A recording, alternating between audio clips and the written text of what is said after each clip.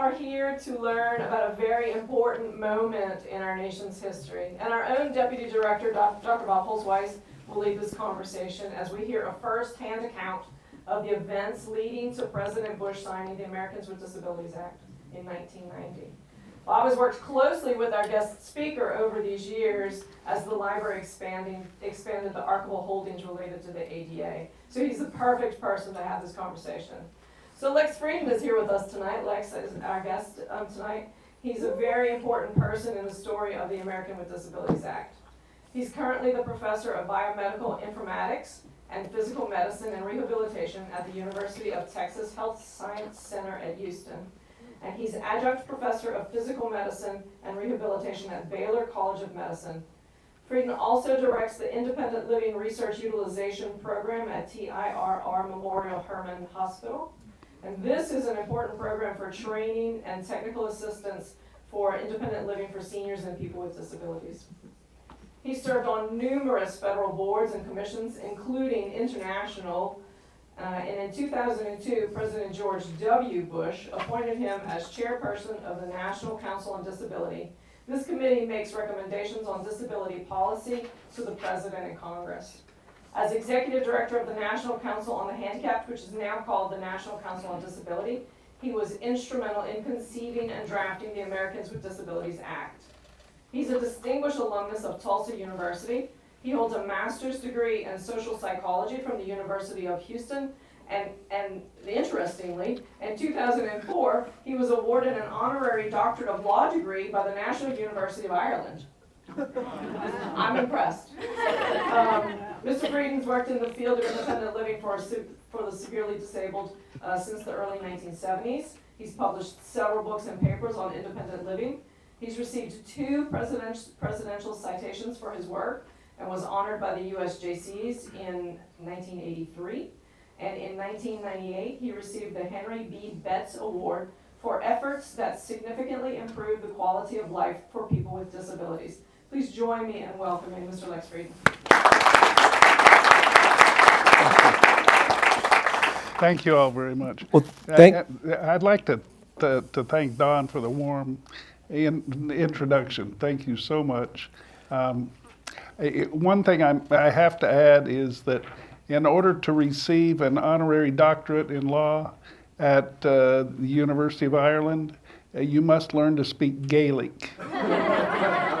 Wow. So that's a major milestone in your life is what you're trying to tell us. Well, to be honest with you, when they told me that I had to give my acceptance speech in Gaelic, I asked the taxi driver who we were using to coach me, and he taught me a few words, which I learned to speak. I had no idea what they meant. And the Irish people seem to appreciate it. All right. We'll leave that there and just call it good, right?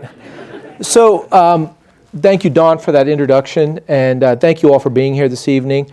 So just full disclosure, Lex and I met last week, and we kind of spoke our way through this event you're going to see this evening. And what we've done is we've decided to include both still photos, some video clips, and some documents. Now, I don't know how well the documents are going to translate into the screen, so please forgive me if they don't. The important part is going to be listening to our conversation here this evening about the history of the ADA, and I've kind of put it into 3 buckets. There's what I call the activism leading up to the ADA, the action, which actually got the ADA passed, developed and passed, and then finally the aftermath, which we're still in today. And at the end of the talk, I hope that Lex and I can have a little back and forth about where we are and where we still need to go based on your own experiences. So let's get started. I'm a historian by training. Please forgive me. So you don't know where you are until you know where you've been. And so I think it's appropriate to kind of take a step back prior to the ADA and sort of talk a little bit about how people were treated pre-ADA and maybe even pre-20th century. And so Lex, I guess it's hard to understand today, but back in the 19th century, let's say, if someone with disability, any disability, how did society sort of look at them and how were they treated by society? People with disabilities were treated either as sick people or as oddities. If you were sick, then you belong in a hospital, a nursing home, or somebody was caring for you at home. If you were an oddity, it meant that you happened to appear to be sick, but you were out in public. And people didn't know how to respond to that. After a few months after I broke my neck and I was first in a wheelchair, some friends took me to San Antonio to the World's Fair that was there in 1968. And I had a little cup that fastened onto my hand that I would use and drink from. And I had the cup on a table that sat in my lap. And we were sitting there at the World's Fair, and somebody came by, and my friends had just got me a beer.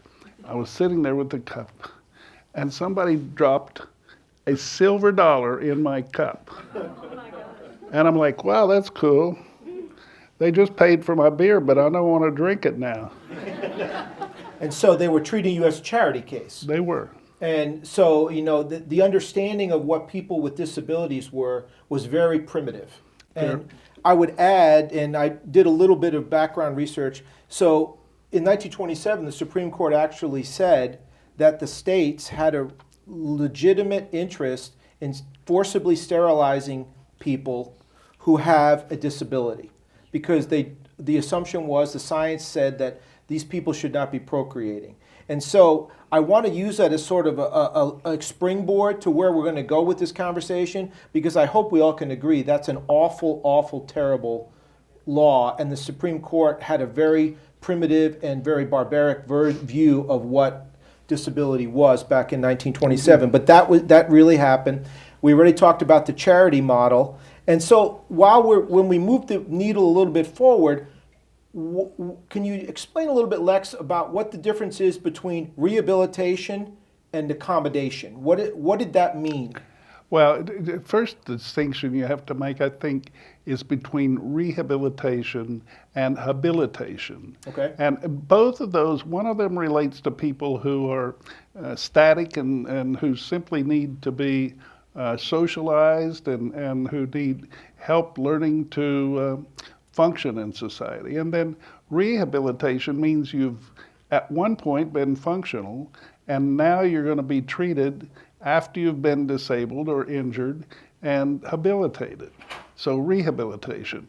And finally, accommodation is a very interesting point, because people who have need for access and whose disability makes it difficult for them to have that access. Maybe they have a wheelchair or a walker or a cane or something of that nature. Maybe they're visually impaired or hearing impaired or intellectually disabled. Those people may have barriers in society that non-disabled people don't recognize. STEPS is the best example, but signage, complicated directions, all of those things can interfere with a person's life, and you don't think about it unless you have that experience or you know very well somebody who does. And the accommodation means we will change the environment, whether that be the social environment, the physical environment, or whatever. The environment will change in order to accommodate the person.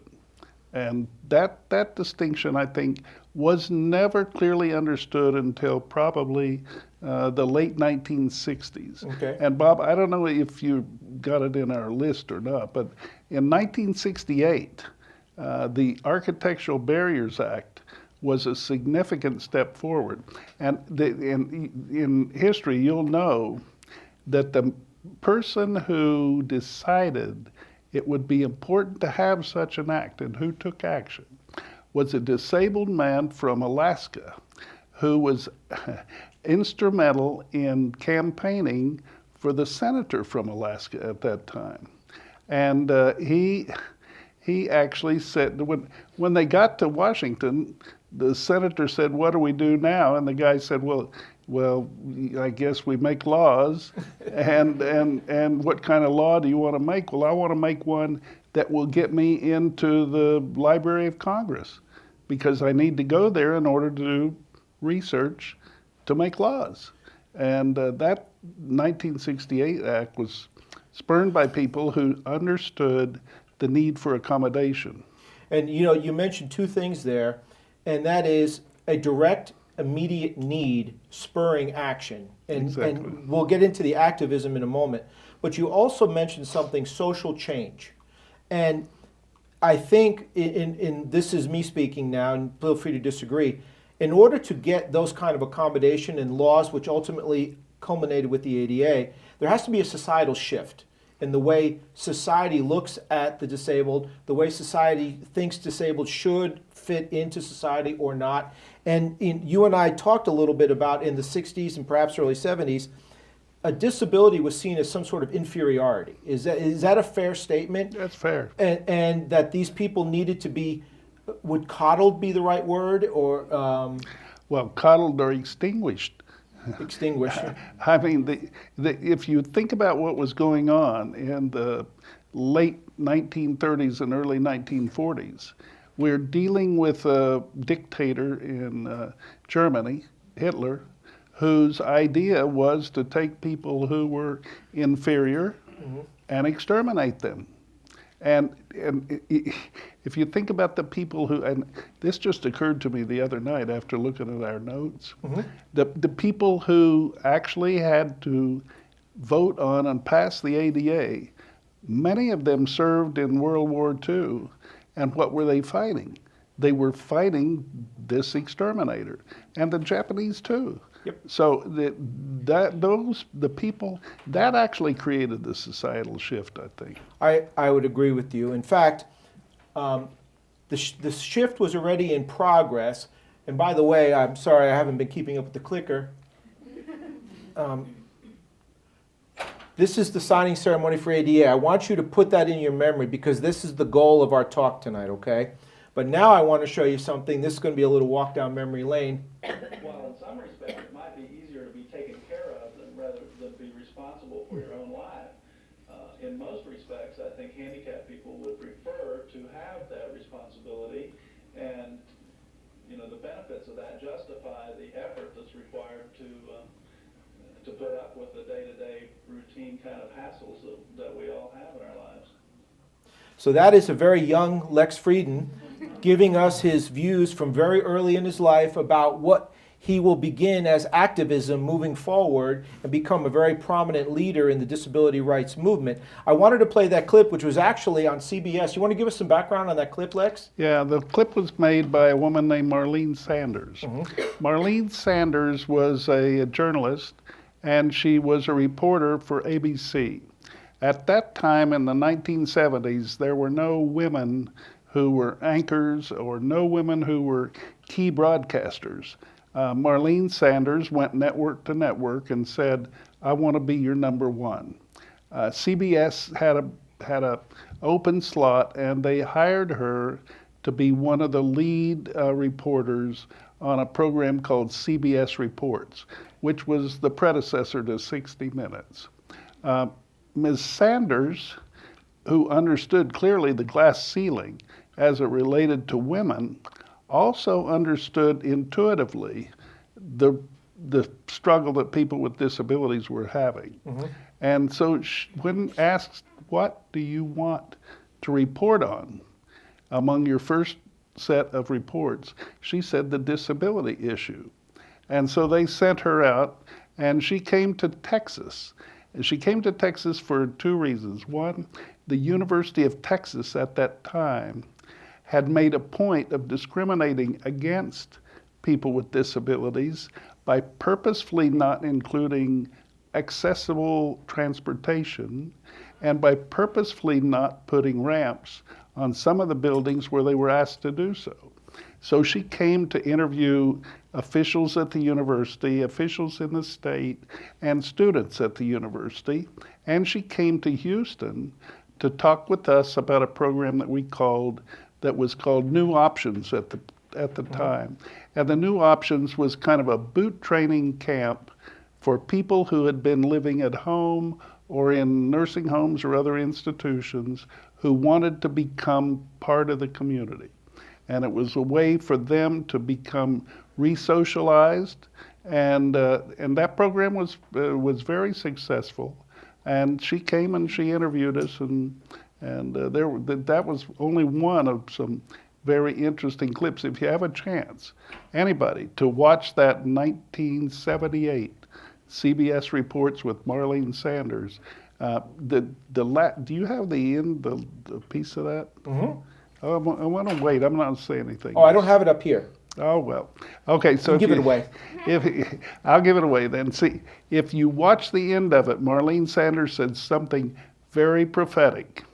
She said, there's a lot of this that's about money, but you better think about it because the future includes a lot of aging people who will become disabled. So her point was, whether you're disabled or not now, at some point in your life, you're likely to live long enough to have a disability yourself. Okay, stop there because they don't want to give it all away, Lex. But thanks for setting the table perfectly. Appreciate it. So the way the society thinks, and you mentioned independent living, and that is being a full participant in society and living your life without institutionalization and without fear of retribution from working and things like that. And when she interviewed you, that was a focal point of your conversation. It was. And so you were sort of, would you say you were very progressive in your thinking and approach to disability rights back then? Yeah, at that time there were about a dozen of us around the country who were promoting this whole concept of independent living. We coined the phrase. We had a conference in Berkeley, California. Ed Roberts, a friend of mine, a colleague, had the first conference in Berkeley. Fred Fay, a colleague in Boston at Tufts University, had a meeting, and we all joined in those. And finally, we had a meeting in Houston, and we all agreed on this definition for independent living. That was in 1976. 2 years later, when Congress was considering the Rehabilitation Act reauthorization, we lobbied to get independent living into the law, to get funding for independent living centers, and to include that definition in the law. So let's talk a little bit about the Rehabilitation Act of 1973 is what Lex was referring to there, and specifically Section 504, which is probably the focal point of the whole act, which kind of patterned itself after civil rights legislation. Is that a fair? Well, yeah, but the 73 Act is much more complex than that. In 1973, Nixon was president, and the Congress came up with a piece of legislation to provide funding for vocational rehabilitation. All the states would receive money.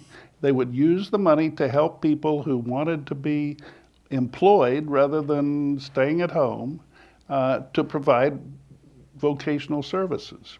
And that bill, at the time, we didn't have any kind of organization, but somebody suggested they include money for independent living to help people live away from family, away from institutions, and to help them pay for food and lodging if they wanted to be more independent. Well, Nixon vetoed the bill twice because he thought it was a budget buster. He didn't like that, and so the Congress took the independent living out, and Nixon agreed to sign it. However, before the Senate said it over, Kennedy stood up and amended the bill to include Title V.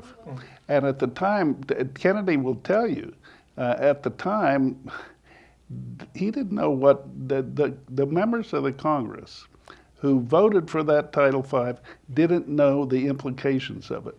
But that was based on the Civil Rights Act, and the idea was that if you're spending federal money, then you Right. probably better not discriminate under any circumstance. And so that discrimination, an important point of that was the anti-discrimination was it wasn't for specific disabilities, it was a class.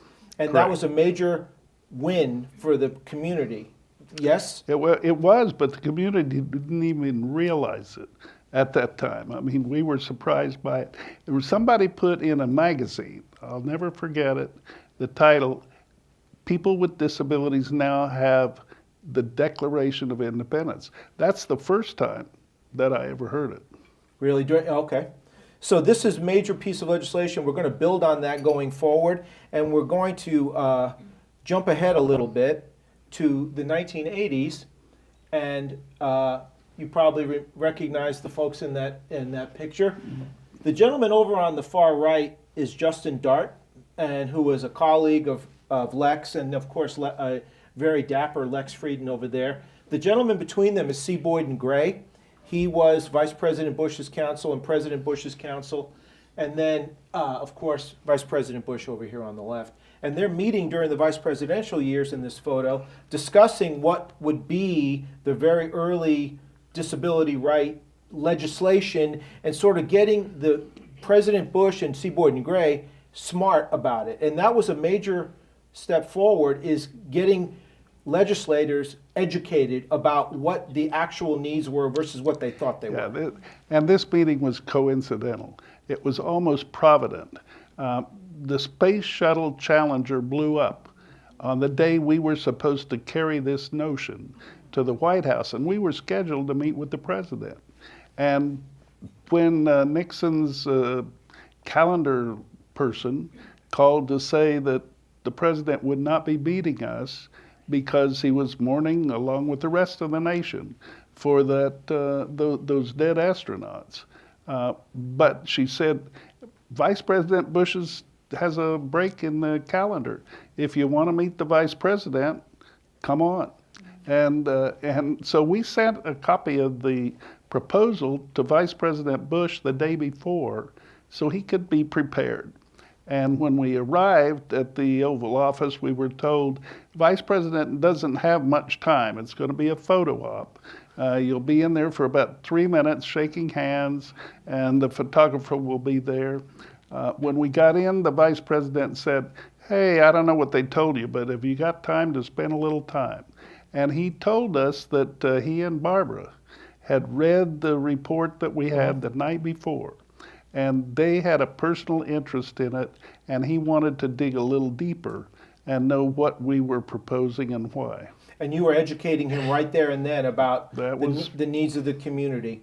And so you actually were doing a little bit of deprogramming at the same time, because Reagan, of course, was trying to deregulate the economy. Oh, you're laughing. Oh, that's a great point. A great point. He was trying to deregulate the economy in Section 504 and other pieces of the Rehabilitation Act.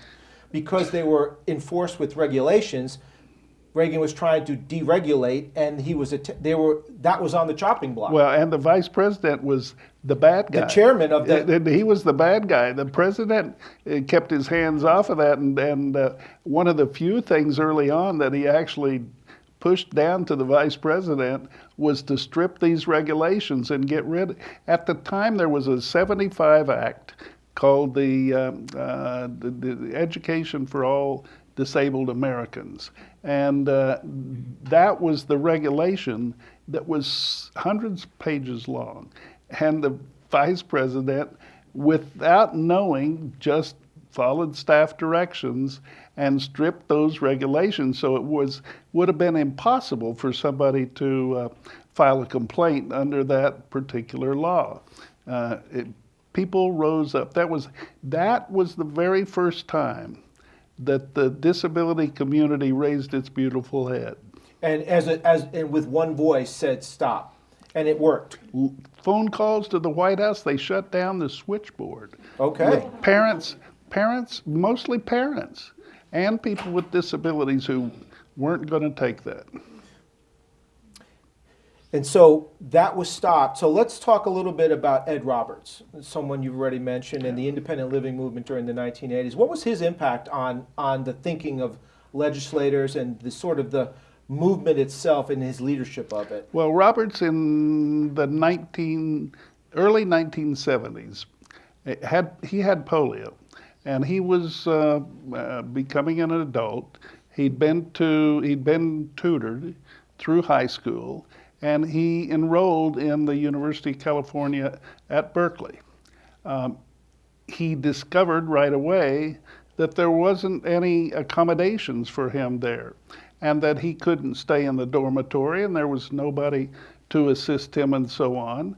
And he began to ask questions, and he asked the state.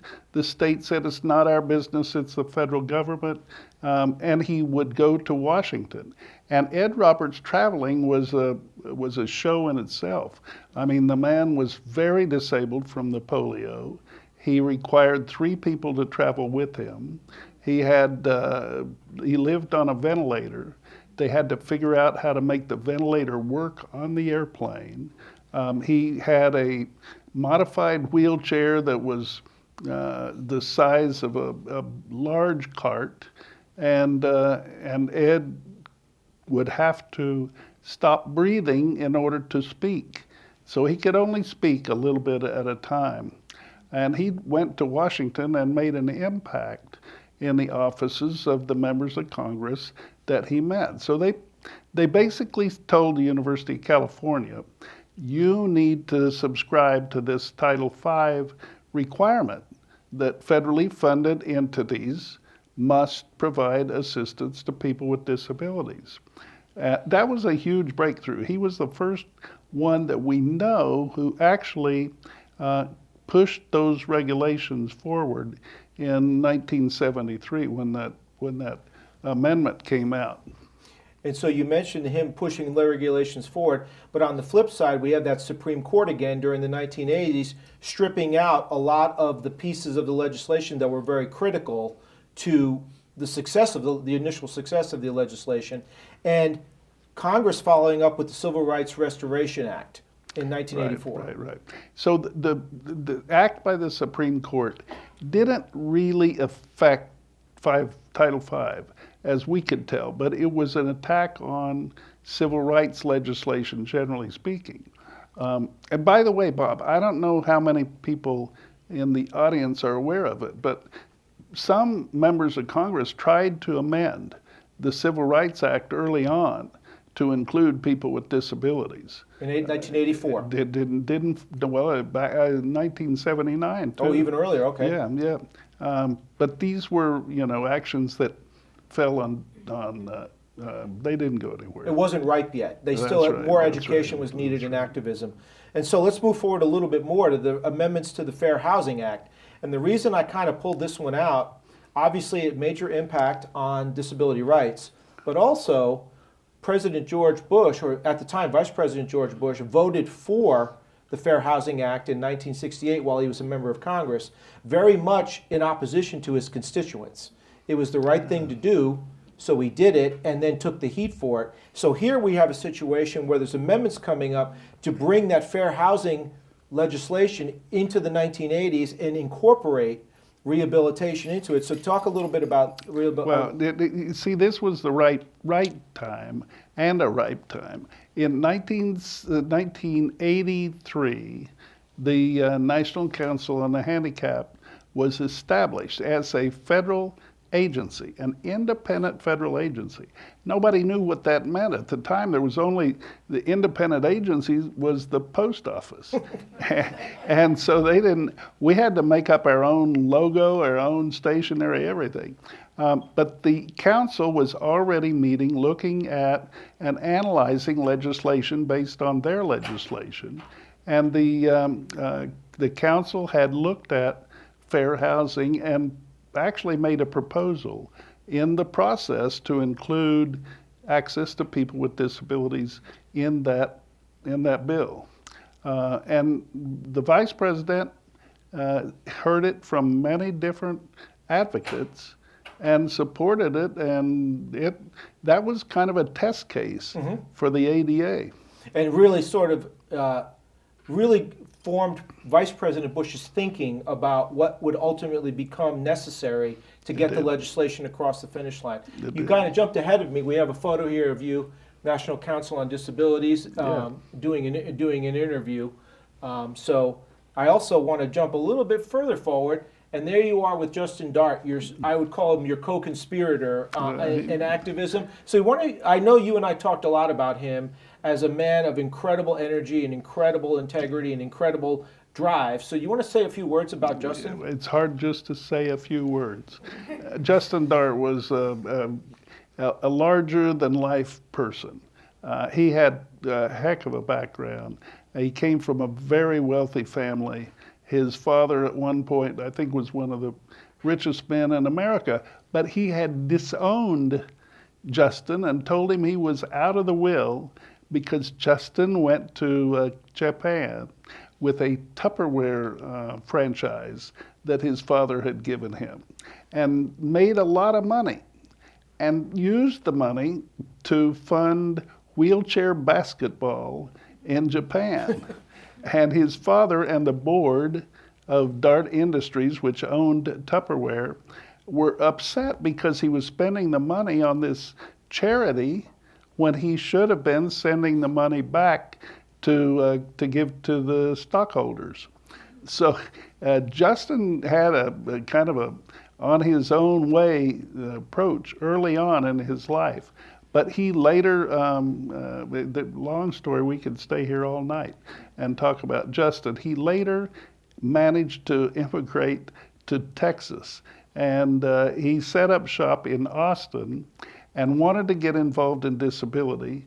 So he joined the board of the Goodwill Industries in Austin.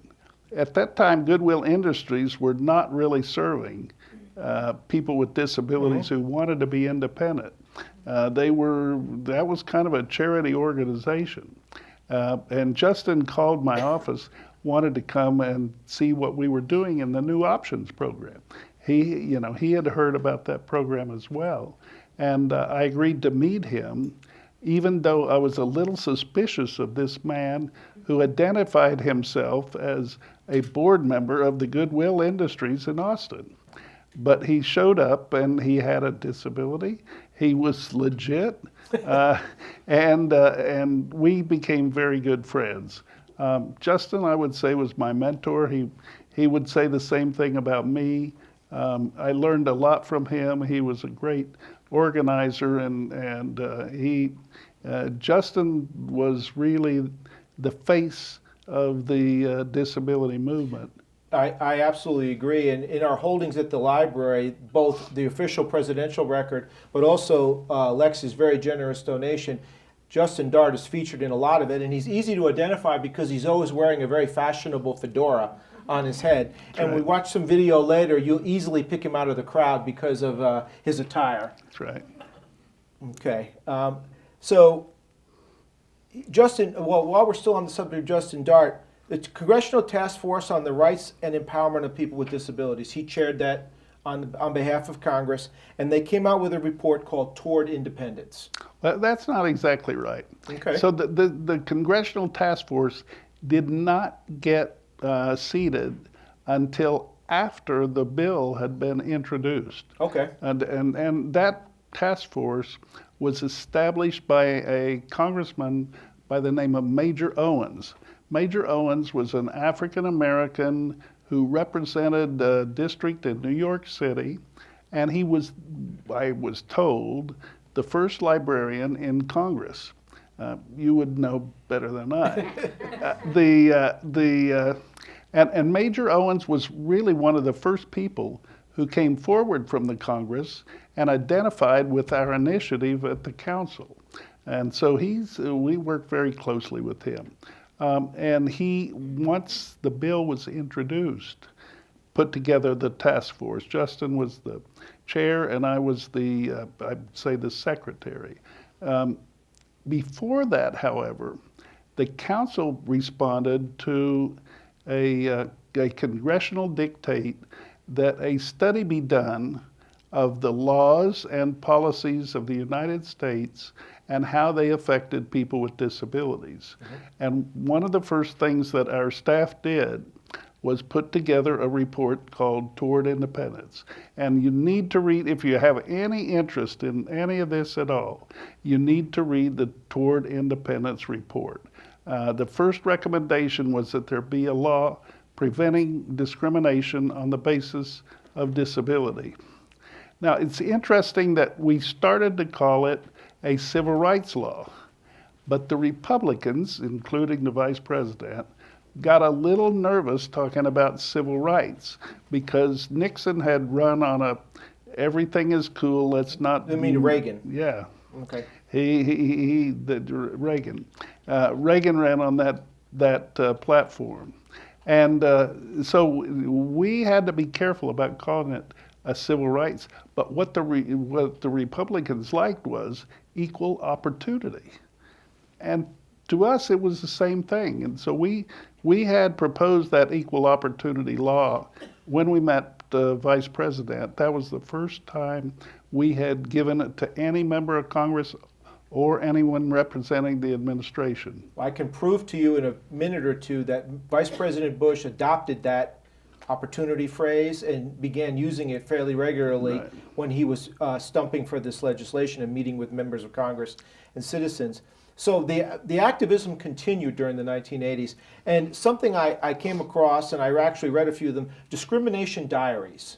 So that was a way for everyday people to Yeah. put their voice into the conversation. This was Justin's invention. Okay. When we went to the Congress, when we went to the Hill, we discovered that members were a little shy about hearing the great need for this legislation because they didn't have any, quote, evidence. And Justin thought, let's produce some evidence. So he went from town to town across America, all 50 states, not once but twice, collecting diaries from people with disabilities in towns all over. And those diaries were sent, we put together a package of them and sent them to every member of Congress to see then as evidence that people faced discrimination and they needed some relief. And that was grassroots activism at the very basic level Absolutely. to educate Congress on that. In fact, you mentioned Senator Kennedy. We actually have a letter here from Senator Kennedy, which invites the administration. You can read it. I hope it translates well on the screen. You can read it. It's inviting the Bush administration to have an exclusive opportunity to testify about the disability rights legislation that would eventually become the ADA. Note the date, though. This is 1989. This process is a very long process to bring the legislation, develop it, discuss it, modify it, and bring it to fruition and finally a vote. And so in Kennedy and the Senate, now you can correct me if I'm wrong, was much more amenable to the legislation than the House was. Is that a fair statement? Oh, sure. The Senate, all of the Senate was well on board and well ahead of the curve by the time the House really got warmed up on it. I mean, Tony Coelho was there from the beginning. Now, Tony Coelho was an interesting actor. Tony Coelho had epilepsy. He wanted to become a priest. The priesthood refused him because he had a disability. He was distraught about that, upset about that. Bob Hope funded his campaign to go to Congress, and Tony became a member of Congress. He did have epilepsy, and he became a disability advocate in the Congress. He was the first congressman to introduce the ADA legislation. In fact, when President Bush and Michael Dukakis were campaigning in 1988, just before this, they both endorsed the legislation. And tonight we tried to give you some idea of how I, as president, would build on the solid foundation we laid. I'll keep creating jobs for every American in the cities, Wow. in rural America, for young people and old, and yes, for our disabled citizens as well. I'll keep America strong with the hard-eyed realism that has kept American power second to none. so that clip is from, I'm digging deep here, Lex. I'm telling you, I haven't seen that for 40 years. That clip is back in the 80s and during this campaign, both candidates created what we would call today a 30-minute infomercial. Yeah. And they played that the night before the election as to make their closing arguments.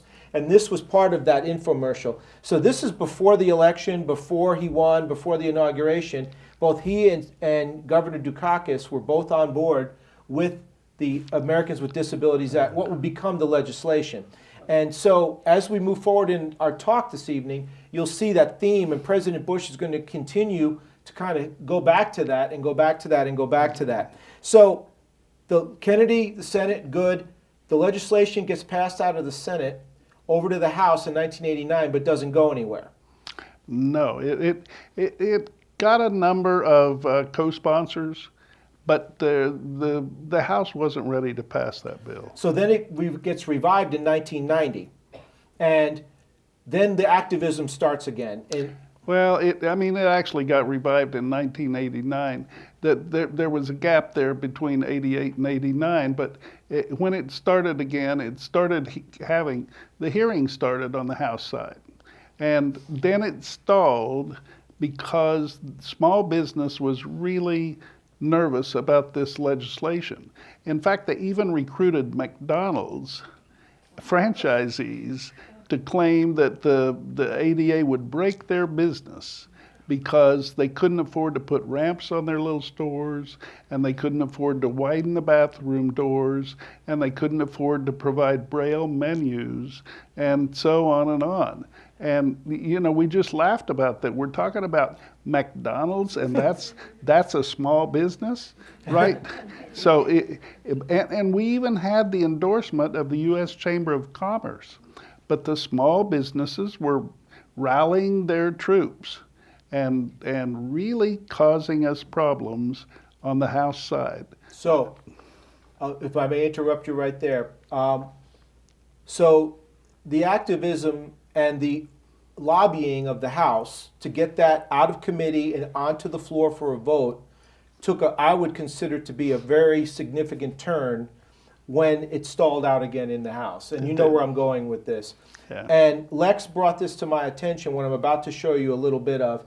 And I hope it's impactful for you like it's impactful for me. Oh, actually, excuse me, I got a little ahead of myself. I'll skip that.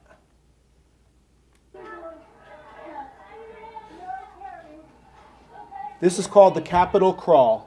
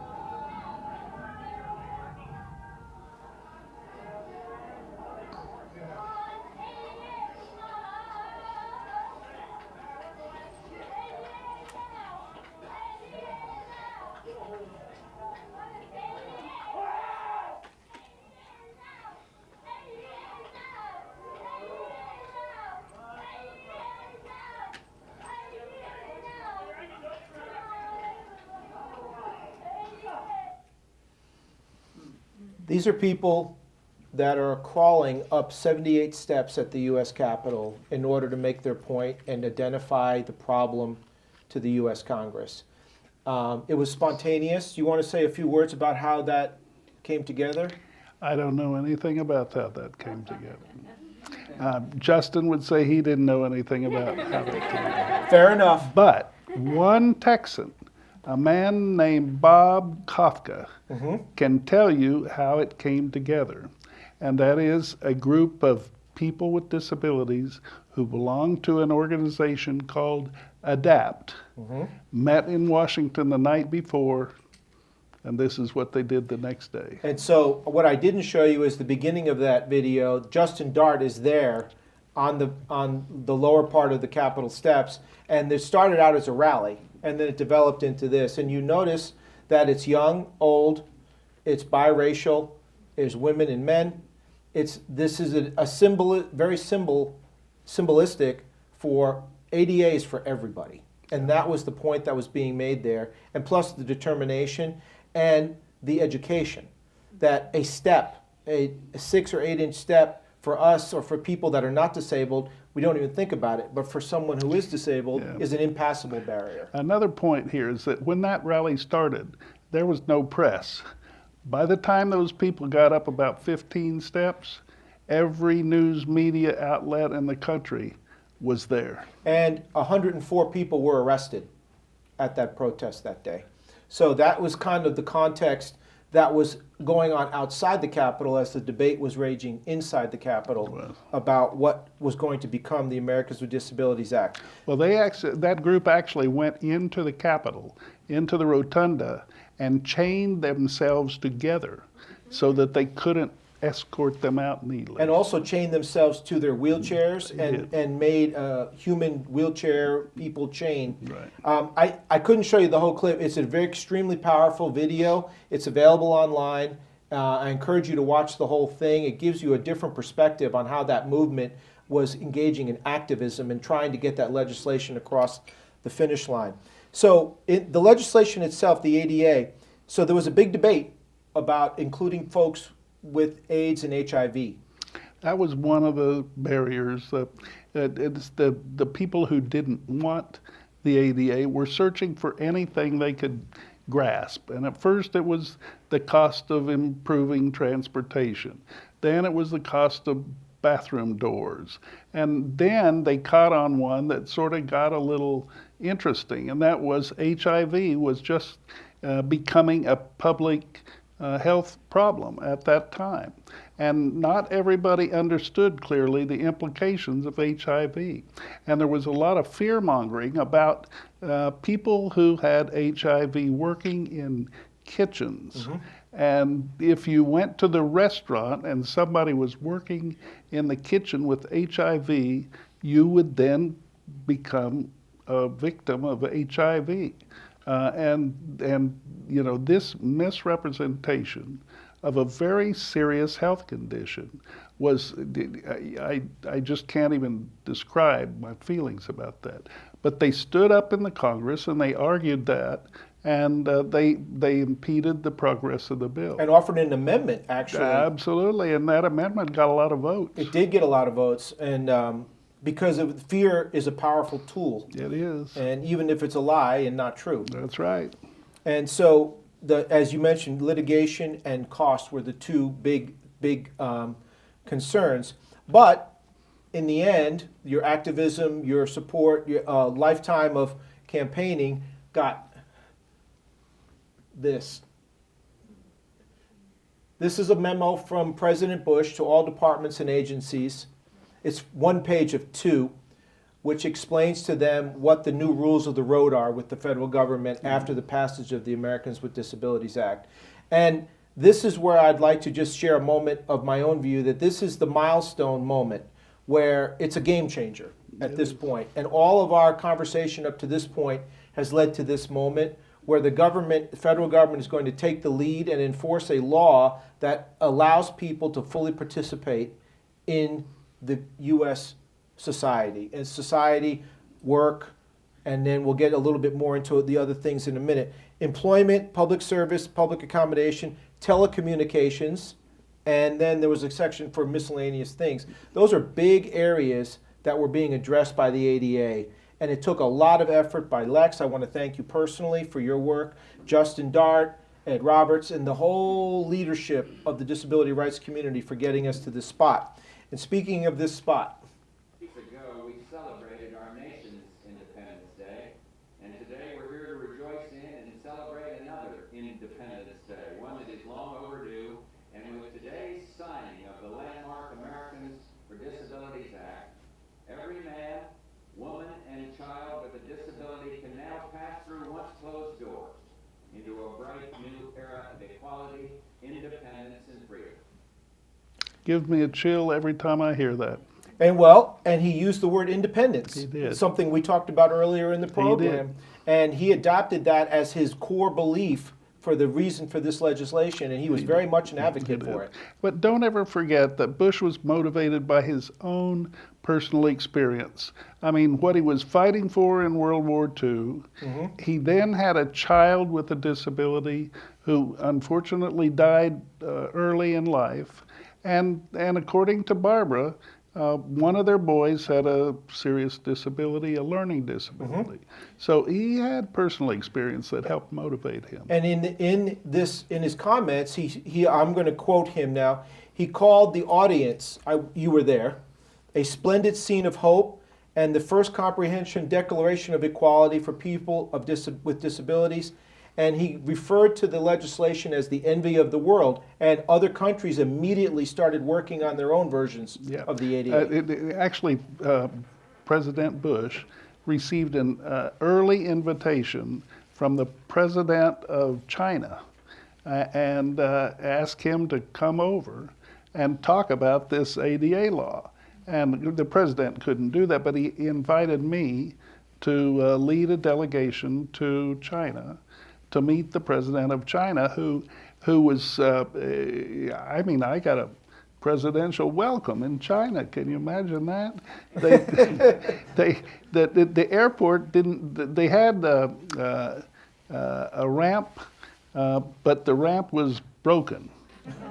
Okay. That's not a good way to start. I think that's what they told me. Oh. They didn't have a ramp, but they took me to some freight elevator and got me out of the airport.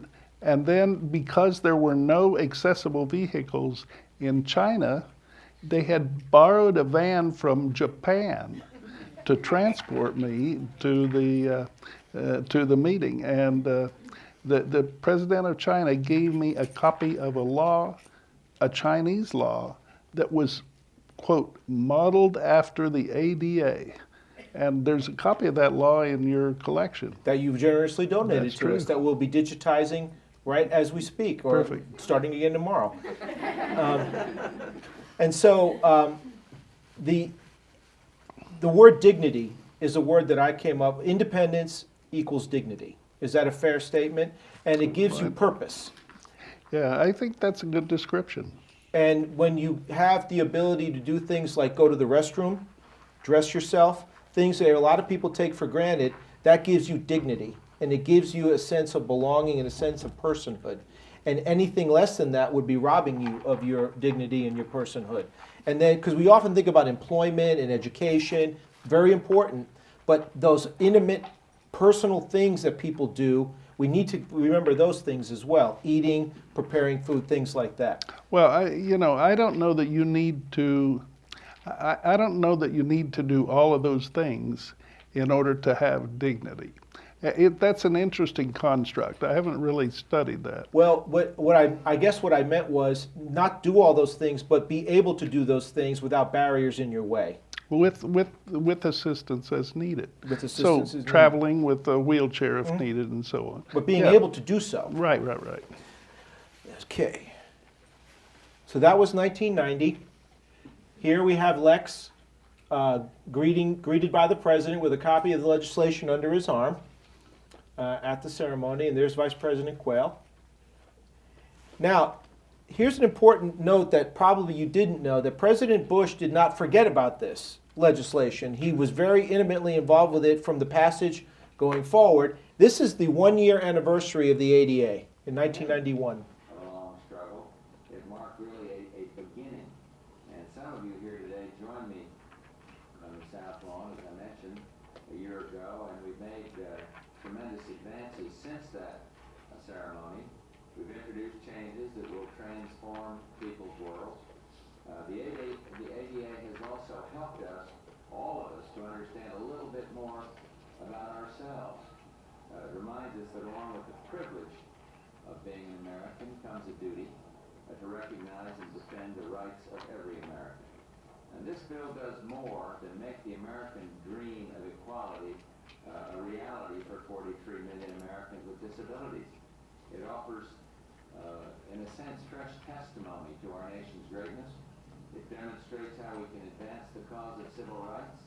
It shows what can happen when we work together, drawing upon the fundamental decency of the American people. And that's how President Bush characterized the 1-year anniversary of the Americans with Disabilities Act. And so, of course, President Bush was going to campaign for office, but before we get to that, for a re-election, I have this, which is going to be quite surprising to you. The scenario is the president of Gallaudet University, who is deaf, is talking about the ADA and its impact on his employment and President Bush. Took this very strong stand before the activities of the students on campus and on national television. With your permission, sir, I'd like to quote a few things from that letter. It begins, sent to the board, remember, saying, "It is my understanding that Gallaudet University is in the process of selecting a new president. I also understand that you have narrowed down to 6 finalists, all of whom are highly qualified, and 3 of whom are deaf. I have a deep interest in disability and civil rights." And he goes on to say the many organizations he has worked with. And he says, "My office has served as the focal point for the development of administration's disability policy. From this experience, I have become aware of the 2 basic principles that underlie the disability rights movement. First, the right of disabled people to control their own lives. And second, the right of integration and involvement in society." He goes on talking about the importance of Gallaudet University and the symbolic role they play, and then ends his letter by saying, "Accordingly, as an entity funded by the federal government, Gallaudet has a responsibility to set an example, and thus to appoint a president who is not only highly qualified, but who is also deaf." That was I. King Jordan. And I. King Jordan is a beautiful man. The context of this letter, it was written at a time when very few people anywhere believed that a deaf person was capable of showing that kind of leadership. Ironically, the Board of Trustees itself had said they doubted that a deaf person would interact with politicians. And yet, at the political level, you shall recognize our ability, and you continue to do that. Thank you very much. So do you want to comment on that? Well, I mean, King Jordan was a faculty member at Gallaudet, and they needed a president in about 1989. And the board at Gallaudet hired a non-disabled hearing person, a woman from North Carolina, I believe, to be the president of this University of Deaf People. And the deaf people didn't like it. And it was this had happened before on several occasions, but they never raised any cane. This time they did. And they marched in the streets of Washington, and they rallied, and the Congress called upon the board to revoke that hiring and to hire a deaf person, and then the president stepped in. And that's why he was celebrating the president's letter that he wrote to him. Exactly. And so I wanted to show that clip to show you that it wasn't President Bush praising himself or praising others. Others were giving him the credit back as well. Absolutely. Speaking of others, Here's then Secretary of Defense Dick Cheney writing President Bush about the accomplishments in the Department of Defense after 1 year of the Americans with Disabilities Act and how the ADA was impacting the DoD. And by the way, all of these documents are available in our archives as well. Well, finally, we're kind of getting down to the end here. In 1992, of course, President Bush is going to run for re-election, and he's going to make the ADA part of his re-election campaign. Americans with Disabilities Act, bringing 43 million people into the economic mainstream. And I must say it's about time. That's a short clip from his acceptance speech at the 1992 Republican National Committee. So as you could see, it wasn't performative for him. It was passionate. He actually believed in what he did and the impact it made on 43 million American lives. Well, and by the way, that was the first political convention that actually had a group of people with disabilities who were commissioned by a party to be sure that the convention was accessible, to be sure that people with disabilities could participate. And that was in Houston in 1992. Justin Dart, Evan Kemp, and I spent weeks ahead of that convention organizing it so that every place in that old Astrodome was accessible and so that people with disabilities could be accommodated. I was hoping you were going to say that because that was my next prompt to you. You're getting ahead of me, Lex. You're thinking for me, and I appreciate that. And then, so President Bush, of course, lost the election, unfortunately, in 1992. And the story of the ADA doesn't end, though, in 1992. No, it So can you summarize where we were and where we've come and where we need to go, sort of succinctly, in your own opinion? Well, a couple of things in the original ADA. First of all, there was no internet. So there was no provision in the ADA for accommodations in the internet. And secondly, the ADA left out health care. In our original proposal, in the bill that we put forward to the Vice President and to the Congress, the health care was included. Discrimination on the basis of pre-existing conditions would have been eliminated. But Congress chose to leave those things out. One, because it didn't know about the internet, and two, because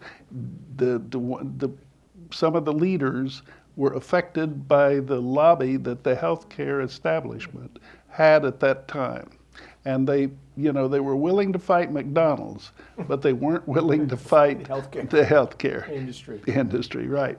So there were a couple of things left out. Furthermore, after people started to file lawsuits on the basis of the ADA, particularly related to employment, some courts were dismissing the suits because they would say people weren't disabled since they had accommodations. So a person who was applying for a job as a pilot and who had a visual impairment that was corrected by glasses could not be discriminated against on the basis of disability because they had glasses. And this was a distortion of the original intent. So a number of those cases were thrown out, and that got us a little annoyed. So there had to be some changes in the bill. We went for amendments to address those issues. The amendments did not include health care. We tried again, left out again, but they did address the internet. They did address some of the definitions in the ADA. And we also had the good fortune of having a case from North Carolina where two women with disabilities were living in an institutional setting. They tried to live in the community. The state wouldn't pay any kind of assistance to them, and they were spending thousands of dollars to house these women in institutions. But if they wanted to live in the community at a cost equal to or lower than the cost the state was paying, the state wouldn't do it. And so that case went to the Supreme Court, and that was called Olmstead. And the Olmstead Supreme Court was, we in our wildest imagination couldn't imagine the Supreme Court using the ADA as the reason why the state should provide assistance to people in the community, but they did.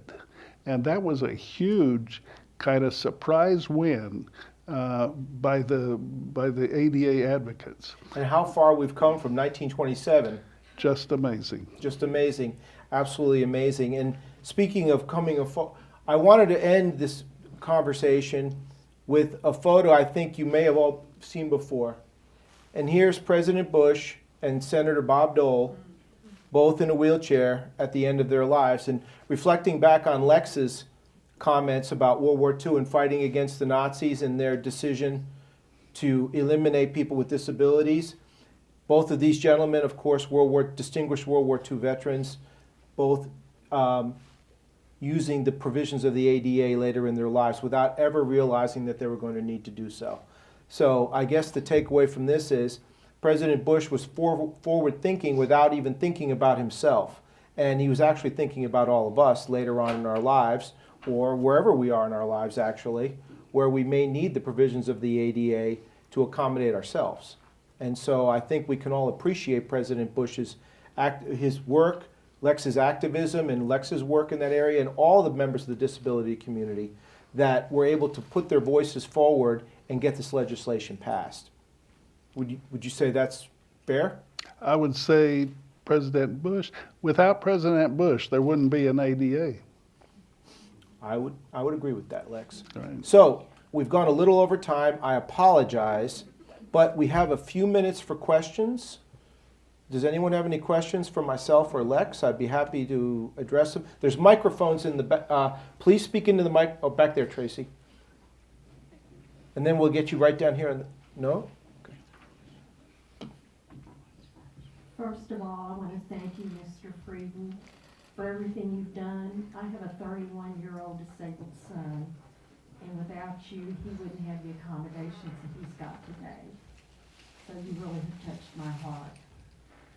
And as far as a question, I'm curious if you've ever surveyed your audiences, if they're familiar with the documentary Crip Camp.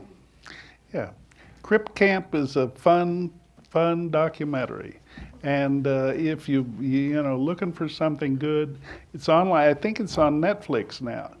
But Crip Camp's a fun watch and represents a good portion of the things that were happening early on in the disability movement.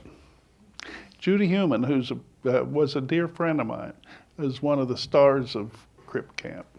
She unfortunately passed not too long ago, but Judy, Ed Roberts, these were heroes. Justin Dart, I. King Jordan. There's a list of folks that we should all remember when we think about the ADA, and the list would be led by President Bush. Any other questions from folks? So you've talked about a lot of legislative turning points and things like that, but in terms of activism, there's also a lot of like smaller organizational turning points, like organizing and growing up. So I was interested, like, what's more of like a smaller organizational turning point in your career as an activist, where you kind of thought things took off, and like, why do you think it kind of gained traction at that exact? Yeah, well, that's a good question. Actually, ADA activism started with individuals who were talking with one another about the frustration that they had because they had disabilities. In Texas, people going to University of Texas, to Texas A&M, University of Houston, with disabilities would sit around and complain about the lack of access and the difficulty being independent in the community. This is back in the 1970s. And so they became advocates together and started doing things locally. Like in Houston, one day we went down and The mayor had said everybody can ride the public transit system for free. So we took 40 people in wheelchairs down for a free ride. And by the time the first one got out of their chair and started crawling up the steps of the bus, the press was there. That changed opinions. In another place, folks were frustrated because a new mall had been built and the mall wasn't accessible. And so they had a picket line and the press was there. So we progressively tried to start interesting the public in some of these issues. And those groups learned about one another and then they coalesced. And in 1975, we had an organization called the American Coalition of Citizens with Disabilities that enabled people to join local groups all over the country, form statewide coalitions, and then belong to a national organization. And ACCD became the first national organizing body for opportunities for people with disabilities. The same thing could happen today. Right now, Bob asked about, and I mentioned the issues that were outstanding. ADA didn't really address all the needs of people with intellectual disabilities or learning disabilities. And many people who have hidden disabilities now are frightened about identifying as a person with a disability because there is still discrimination based on disability targeted toward people whose disability is not evident. So these are the kinds of issues that we face today that could probably result or be resolved by community action by activists who were people with disabilities. A movement led by people who are not subject to the movement. In other words, if it had been a parents' movement, it never would have resulted in the ADA. Not until we owned it, until it became a real disability movement did it move forward. I would agree with that. Over there. With regard to that, there's the ADA, but then there's IDEA. And you were talking about the Individuals with Disabilities Education Act. Right. Can you visit with us a little bit about how that progressed? Because that's the unseen stigma or that people have to deal with that you were just mentioning. Well, it's interesting because the disabilities education legislation was never really married to the disability rights legislation. It was kind of seen as the purview of educational institutions and mainly school systems, local school districts. So that the disability rights legislation kind of leaped ahead of that. And in some respects, the IDEA has suffered because those regulations are not followed clearly by all school districts.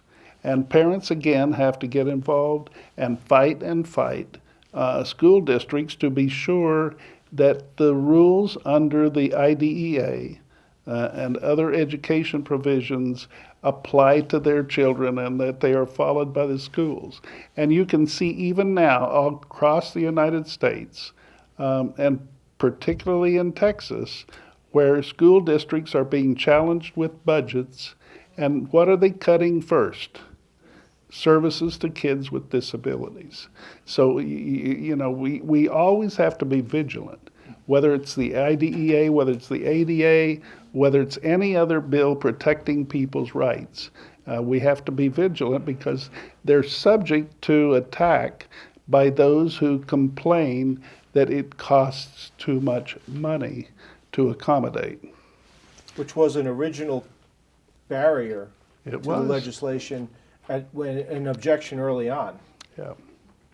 One more question and we will adjourn. Yes, sir. Oh. Let me mention here too, there were a number of Texans, in addition to the president, who were prominent in the administration and in the Congress when ADA passed. One of them, a congressman named Steve Bartlett from Dallas, was very prominent because he was the first Republican member of the Congress to come out and endorse the ADA. And he did it at great risk because the small business associations that had paid for his election, supported his campaign, were totally against it, and they even refused to provide him follow-up to his funding, and they revoked the award that they gave him as an outstanding member of Congress. So Steve Bartlett was a hero. There was a congressman from Beaumont who led one of the committees that told the members of the House committee in the meeting that they had better pass this ADA bill out of the committee before they left for the day, or he would have the members of the security force lock the doors. Okay? You got to stay here until it's passed. So, Outstanding. Ron, did you have a question? Yeah, I'll make it quick. First of all, I want to thank you and Bob for this outstanding talk. I don't know who Ted is, but he has nothing compared to the talk that you all gave today. My question is about preserving our history and teaching it to future generations. My kids, the Lucy kids, went to a high school in Austin, McCallum High School, and right across from their high school was a bowling alley called Dart Bowl, which I understand was purchased by a gentleman who made a lot of money in Tupperware. And, the whole time that they went there, none of the faculty, none of the students knew that that was a bowling alley that was owned by Justin Dart, or originally owned by him. And to this day, when I talk about the picture in the corner of my office that has the White House signing ceremony, people still don't know the history of this movement. How can, in the Texas legislature, they passed a Disability History Awareness Month. It's clearly not enough. What are y'all's ideas for making sure that this history is preserved and taught to future generations? Do you want to go first, Lex, or would you No, you're the historian. So, Ron, I'm very, very pleased to let you know that, first of all of the public records that we have at the Bush Library have been reviewed and released and are available for inspection immediately. That's not good enough. I absolutely admit that, but it's available. The second thing is Lex has been extraordinarily generous in donating all of his personal papers, his lifetime of activism, to us, and that includes a lot of records and video and audio that would not be available anywhere else. And so putting those two things together with the prioritizing Lex's material, we're digitizing that now with his very generous support and encouragement. And at this time next year, at the 35th anniversary of the ADA, we will have that all on the internet available for free for anyone to inspect and to promote learning about this very important piece of legislation. Now, beyond that, I can't make people write about it, but we can certainly make it as easily accessible as possible, sort of building on the theme of accessibility this evening. And so that's our goal, is if we were sitting in this room next year, I could pull up a website and you could very easily and conveniently access this video, document, and photo material, and much, much more that we were looking at this evening. So, Ron, let me add to that. I think there's a number of other things that can happen. There's a group of us who are trying to raise money for the foundation, the Bush Library Foundation, to have a series of speakers every year to come and talk about disability history. One of those speakers from time to time could talk about the heroes in Texas who worked on the ADA. They can talk about anything they want to if it's focused on ADA. But our objective is to raise those funds and to sponsor that kind of a program. But again, that's not sufficient. I think all of us have to share with our family, with our friends, what we know about the history and encourage them. And we're living in a golden age. If you name somebody, if you talk about an issue, all you have to do is Google on your phone and you've learned a lot. So the more you talk about it, the more you tell people about it, the more they get curious and Google, the more they're going to learn. But don't believe everything you read on. Thanks for the editorial reminder. Wow, thank you very much. Thank you, Rex.